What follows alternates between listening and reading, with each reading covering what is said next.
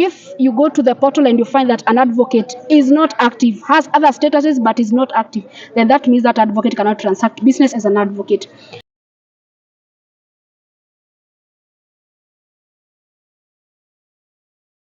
So basically, what we want to urge members of public to turn up in large numbers.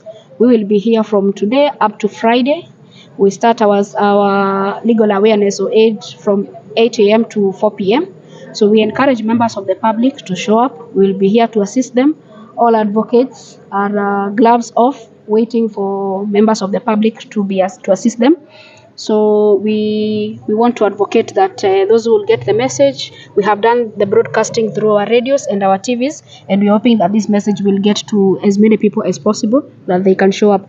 Legal awareness, we are urging members of public to come and take advantage of this moment. Like we said, it is free of charge. This is the only time the advocates they have volunteered to be here to ensure that we give back to the society, because in one way or another, as professionals, we also have a moment of giving back to the society. So we are here to give back to the society, and the only way we can do, because we are legal services providers, is to give members of the public free legal aid, free legal advice, and of course create awareness. We'll be here to also create awareness, sensitize members of the public, any question that they want to know.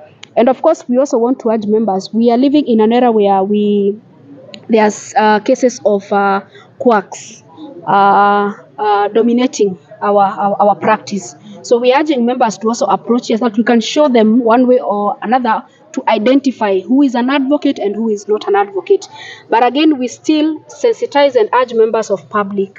If you go to an advocate's office, the first thing is let the advocate identify himself or herself to you.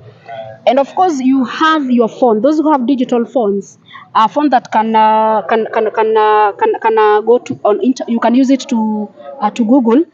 Then you go to LSK search engine. You type that advocate's name.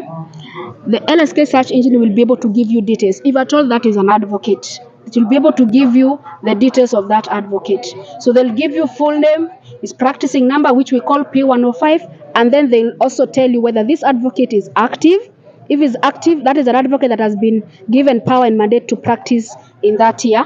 If that person is inactive, it means that person does not have any authority to practice, because he has not taken out what we call a practicing certificate for that year. Then now we have the other status of suspended. If someone has been suspended, it means that they have a disciplinary issue that is pending determination by the disciplinary committee. Then of course we have another status of struck off. Struck off means that is someone whose disciplinary case has been heard, has been determined, and has been denied authority to practice anywhere within this republic. Then of course we have the status of death. That means someone is deceased. So if you go to the portal and you find that an advocate is not active, has other statuses but is not active, then that means that advocate cannot transact business as an advocate. This is something that is happening. You find that members, they fall prey to these quacks and masqueraders, and now after realizing that they've been conned, so to speak, that is when now they approach advocates. Our office as LSK Nakuru chapter, as the secretary, it is open. They can contact us. They can ask for LSK contacts. They can contact us. They come and ask if they cannot be able to access internet. They can come to offices. They ask us who the name of the advocate, whether he practices here, whether he's an active member of the Law Society of Kenya, and then we'll be able to guide them.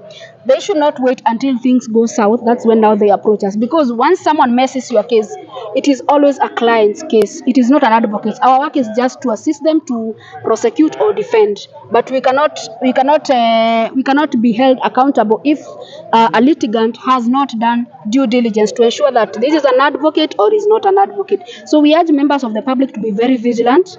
You have seen things that are flowing in the media of quacks and masqueraders. So we want to make sure that we protect them, and to protect them, they must also be vigilant. They must also do their due diligence, that we can be able to assist them.